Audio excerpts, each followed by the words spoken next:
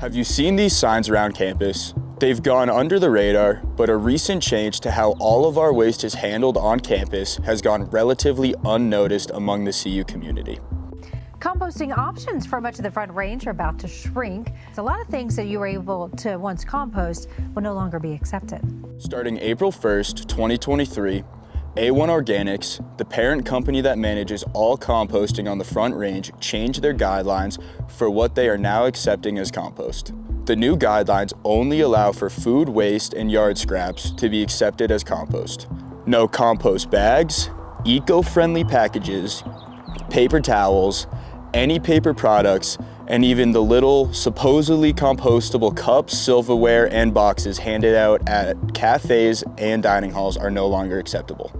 Entire compost truckloads containing anything other than food scraps and yard trimmings will be refused by A1 Organics and landfilled. If your hauler sees any of these items in your cart, it will not be collected and instead will be sent away as trash. Seems dramatic, but this is directly from the A1 Organic website. Following this change, now 25% of once compostable items created by the university campus will now be sent to landfills. As a school that markets itself as an environmentally friendly university, these policy changes have massive impacts on the campus's waste processing. To find out more, we met up with Robin Poley, the Zero Waste Program Coordinator at the CU Environmental Center, to gain insight on how the school handles its waste and how that's changing. So this specific facility opened in 2015. The program started because students on this campus wanted to recycle. It started in 1970, where a bunch of CU students, without any administrative approval, went around and collected newspaper to be recycled, office paper, stuff like that. They did it all by hand without any support at all, and became such a popular program that in the 90s, I believe, students voted to essentially make it a fully funded program. The Environmental Center handles recycling and composting for majority of campus, while Western Disposable, a third-party company, handles all of the landfill trash derived from campus. We essentially want to do it right and want to make sure that when something gets recycled on campus,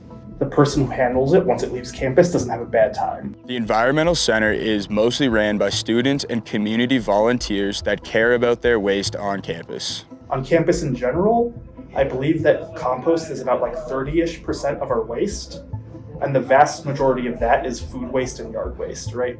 So I believe that we do somewhere around 600 tons of compost a year, and then only 150 of that is this kind of packaging material we're talking about. So the other 450 tons is food and yard waste. So why the need for A1 Organics to change their guidelines? Well, there's actually a deeper story behind the problem. The issue goes back to the original packaging companies and clever marketing tricks. Compostable packaging is typically manufactured using plant-based or fossil fuel materials.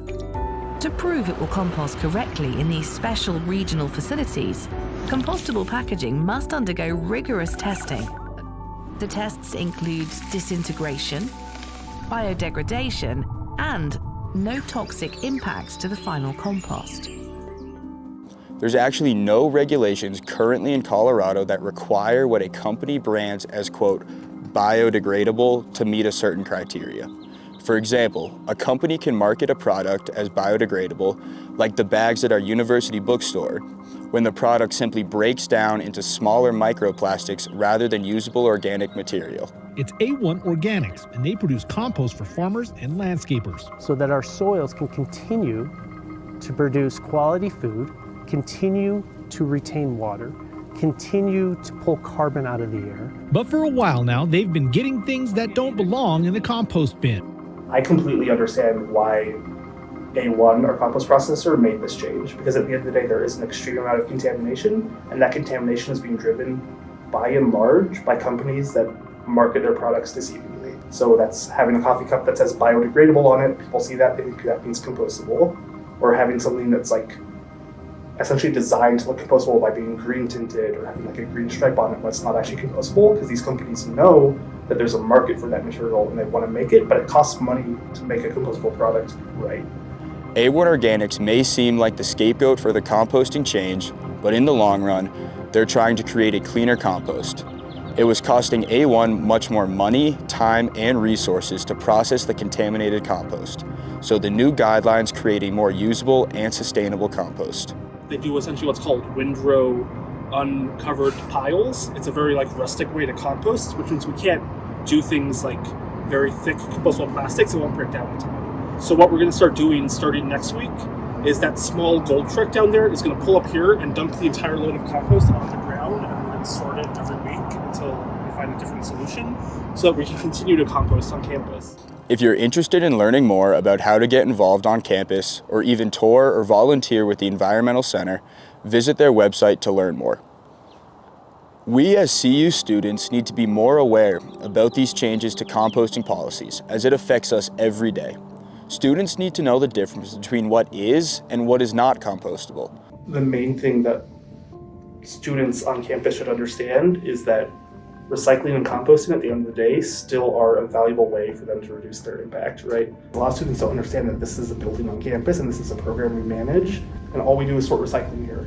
And now we're going to be sorting some compost too, but we do that because we generally care, and we want to make sure that the students on this campus who do care, which we understand is the vast majority of them, should know when they compost something, when they recycle something, that we're doing what we can to make sure it gets composted and make sure it gets recycled.